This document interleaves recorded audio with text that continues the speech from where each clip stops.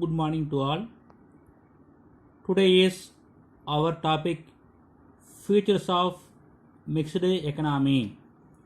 கலப்பு பொருளாதார அமைப்பின் தன்மைகள். First point, ownership of property and means of production. சொத்து உற்பத்தி சாதனங்களின் உரிமம். The means of production and properties are owned by private and public.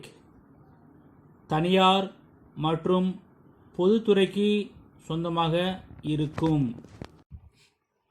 அதாவது தனியார் துறையும் சரி பொதுத்துறையும் சரி ரெண்டு துறைகளும் வளங்களை பயன்படுத்தி கொள்ளலாம். வளங்களை பயன்படுத்தலாம். வளங்களை மாற்றுவதற்கும் முழு உரிமை உண்டு. Second point, coexistence of public and private sectors. பொது மற்றும் தனியார் துறைகள் இணைந்திருக்கும். In mixed economics both private and public sectors coexist. தனியார் மற்றும் பொதுத்துறை இணைந்திருக்கும். அதாவது இந்த public and private sector coexist side by side is called mixed economy. தனியார் துறையும் பொதுத்துறையும் இணைந்து செயல்படுவது கலப்பு பொருளாதாரம் என அழைக்கப்படுகிறது.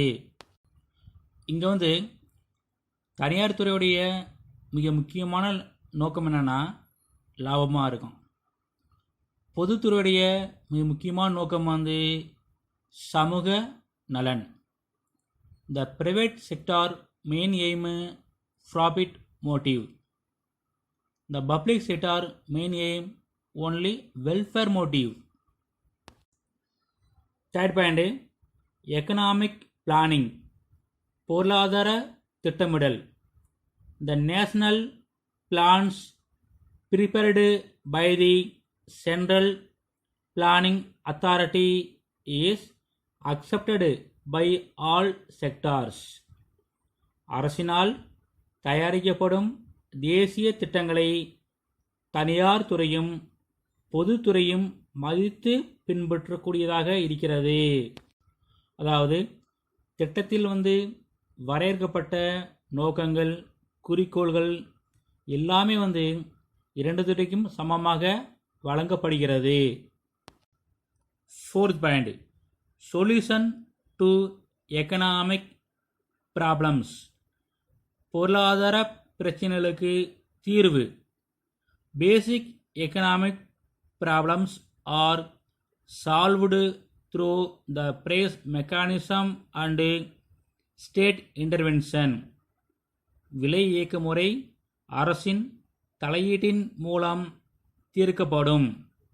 அதாவது பேசிக் எக்கனாமிக் ப்ராப்ளம்ஸ் மூன்று இருக்குது. What to produce, how to produce, for whom to produce. என்ன உற்பத்தி செய்ய வேண்டும், எவ்வாறு உற்பத்தி செய்யப்பட வேண்டும், யாருக்காக உற்பத்தி செய்யப்பட வேண்டும். இது பூராமே தீர்மானிக்கிறது யார்னா கவர்மெண்ட் தான். Fifth point, freedom and control. சுதந்திரமும் கட்டுப்பாடும். Overall control on the economic activities rests with the government. அனைத்து பொருளாதார நடவடிக்கைகளின் ஒட்டுமொத்த கட்டுப்பாடும் அரசிடமே காணப்படுகிறது. அதாவது வளங்களை உரிமை கொண்டாடவும் பண்டங்கள் மற்றும் பணிகளை உற்பத்தி செஞ்சு பகிரவும் தனியாருக்கு முழு உரிமை உண்டு. இருந்தாலும் எல்லா கட்டுப்பாடுமே அரசிடம் மட்டுமே காணப்படுகிறது. Thank you. Next merits of mixed economy. கலப்பு பொருளாதாரத்தின் நன்மைகள். First point rapid economic growth, அதிவேக பொருளாதார வளர்ச்சி. Public and private needs are taken care of, பொது தேவைகளும் தனியாரின் தேவைகளும் சந்திக்கப்படுகின்றன. அதாவது அதிக வேக பொருளாதார வளர்ச்சியை ஊக்குவிக்கப்படுகிறது. ஏன்னா ஒரு நாட்டை பொறுத்தளவுக்கு பொருளாதார வளர்ச்சி குறைவாக இருந்துச்சுன்னா அது நாடு டெவலப்பு ஆகாது. அதனால் பொருளாதார வளர்ச்சி அதிகப்படுத்தப்பட வேண்டும். Second point balanced economic growth, சமமான பொருளாதார வளர்ச்சி. There is balanced growth between agriculture, industry, consumer and capital goods, rural and urban. வேளாண்மை, தொழில், நுகர்வு பண்டங்கள், மூலதன பண்டங்கள், கிராமம் மற்றும் நகரம் ஆகியவற்றுக்கிடையே சமமான வளர்ச்சியை ஊக்கப்படுத்தப்பட வேண்டும். அதாவது 3 துறைகளும் வளர்ச்சி அடைய வேண்டும். வேளாண்மை துறையும் வளர்ச்சி அடைய வேண்டும், தொழில்துறையும் வளர்ச்சி அடைய வேண்டும், பணித்துறை சேவைத்துறையும் வளர்ச்சி அடைய வேண்டும். அதே மாதிரி கன்சூமர் குட்ஸும் இன்க்ரீஸ் ஆகணும், கேபிட்டல் குட்ஸும் இன்க்ரீஸ் ஆகணும், கிராமமும் வளர்ச்சி அடையணும், நகரமும் வளர்ச்சி அடைய வேண்டும். அப்போ தான் எக்கனாமிக் growth ஆக இருக்கும். Third point proper utilisation of resources, வளங்களை சரியாக பயன்படுத்துதல். The government controls most of the important activities directly and the private sectors indirectly. வளங்களின் சரியான பயன்பாட்டை அரசு உறுதிப்படுத்தப்பட வேண்டும். அதாவது வளங்களை சரியாக பயன்படுத்தப்பட வேண்டும். அது மட்டும் இல்லாமல் பிரைவேட் செக்டரை மறைமுகமாக அரசு அதை கட்டுப்படுத்துகிறது. ஃபோர்த் பாயிண்ட் எக்கனாமிக் ஈக்குவாலிட்டி, பொருளாதார சமத்துவம். progressive tax rates are levied for income tax to bring about economic equality. வளர்வீத வரியை அரசு பயன்படுத்துகிறது. அதாவது 4 டைப்ஸ் ஆஃப் டேக்ஸ் இருக்குது.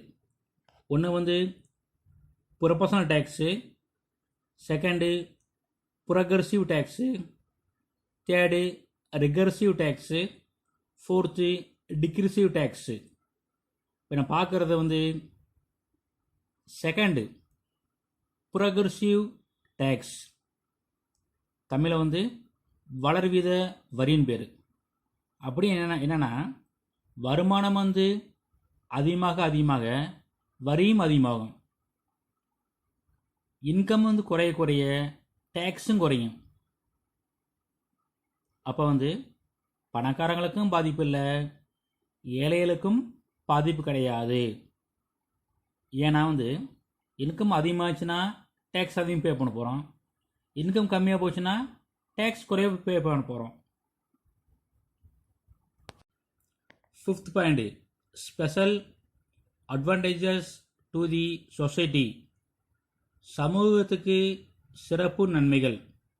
Minimum wages, rationing, fair price shops, குறைந்தபட்ச கூலிகள், நியாய விலை கடைகள் ஏற்படுத்தி மக்கள் நலன் காக்கப்படுகிறது.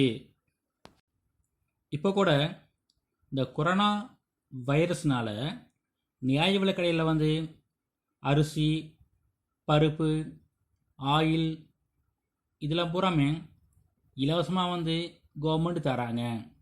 அது மட்டும் இல்லாமல் லேபர்ஸு, நலிவடைந்த லேபர்ஸ்க்கு அரசு வந்து ஊக்கத்தொகை வந்து கொடுக்கப்படுகிறது.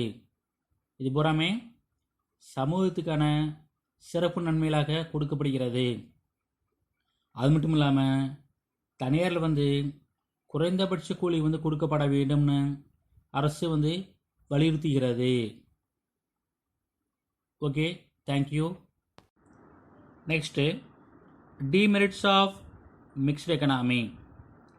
லேக் ஆஃப் கோஆர்டினேஷன், ஒருங்கிணைப்பு இல்லாமை. There is no coordination between public and private sector. தனியார் துறை மற்றும் பொதுத்துறைகளிடையே ஒருங்கிணைப்பு இல்லை. அதாவது பிரைவேட் செக்டருடைய முக்கிய நோக்கம் வந்து லாபம். அதே மாதிரி வந்து பொதுத்துறை மிக முக்கியமான நோக்கம் வந்து என்னென்னா சமூக நலன். ரெண்டோடைய நோக்கம் வந்து வேறு வேறையாக இருக்குது. அதனால் வந்து ரெண்டுக்கு இடையே உள்ள நோக்கம் வந்து வேறுபட்டு இருக்கிறதுனால ஒருங்கிணைப்பு இல்லை. செகண்ட் பாயிண்ட், காம்படிட்டிவ் ஆட்டிடியூடு, போட்டி மனப்பான்மை. Instead of working with a complementary spirit, the government and private are competitive in their activities. அரசு மற்றும் தனியார் துறை சமூகத்தின் நலனுக்காக இணைந்து செயலாற்றும் மனப்பான்மையுடன் இருப்பது இல்லை. இந்த தனியார் துறையும் சரி பொதுத்துறையும் சரி போட்டி போட்டுக்கிட்டு செயலாற்றுகிறது. அதனால் வந்து போட்டி மனப்பான்மை அதிகமாக இருக்கிறதுனால ரெண்டோடைய செயல்பாடும் வந்து இணைந்து செயல்படுறதுக்கு வாய்ப்புகள் வந்து மிக மிக குறைவாக இருக்கிறது. தேர்ட் பாயிண்ட், இன்எஃபிஷியன்சி, திறமையின்மை. Red tapism and lack of motivation, சிவப்பு நாடாமுறை ஊக்கமின்மை. உங்களுக்கு தெரியும், இந்த ரெட்டப்சம் அப்படிங்கிறது ஒரு டேபிள் இருந்து ஃபைல் வந்து இன்னொரு டேபிள் போகிறதுக்கு 2 days எடுக்கிறது. செகண்ட் டேபிள் இருந்து தேர்ட் டேபிள் போகிறதுக்கு மறுபடியும் வந்து 2 days ஆகுது. தேர்ட் டேபிள் இருந்து ஃபோர்த் டேபிள் போகிறதுக்கு 2 days டைம் ஆகுது. இப்படியே வந்து ஒரு ஃபைல் வந்து ஒரு டேபிள் இருந்து இன்னொரு டேபிளுக்கு வந்து போகிறதுக்கு கால அளவு அதிகமாகிட்டே போகுது. அதுவும் இல்லாமல் இந்த மோட்டிவ்ஸ் அங்கெல்லாம் போச்சு. ஹார்ட் ஒர்க் பண்ணுறவங்களுக்கு வந்து எந்த ரிவார்டும் அங்கு கொடுப்பது இல்லை. வேலை செய்கிறவங்களுக்கும் சம்பளம் வந்து 50,000, ஹார்ட் ஒர்க் பண்ணுறவங்களுக்கும் சம்பளம் வந்து 50,000 இருக்கிறதுனால சரியான மோட்டிவேஷன் வந்து அங்கு இல்லை. Fourth point, fear of nationalisation, தேசியமயமாக்கல் பற்றிய பயம். அதாவது இன்னோவேஷன், புத்தாக்கம். அதாவது தேசியமயமாக்கல் பற்றி பயம் வந்து தனியாரிடம் வந்து அதிகமாக இருக்கிறதுனால அவங்களுடைய வாணிப நடவடிக்கைகளை வந்து அவங்க சுருக்கிக்கிறாங்க. அது மட்டும் இல்லாமல் புத்தாக்கம், இந்த புதிய புதிய கண்டுபிடிப்புகளை வந்து கண்டுபிடிக்கப்பட முடியவில்லை. அது காரணம் வந்து தேசியமயமாக்கல் தான். ஃபிஃப்த் பாயிண்ட், வைடனிங் இன்இக்வாலிட்டி, விரிவடையும் சமத்துவமின்மை. The gap between rich and poor, பணக்காரர் ஏழைகளிடையே இடைவெளியை விரிவடைய செய்கின்றன.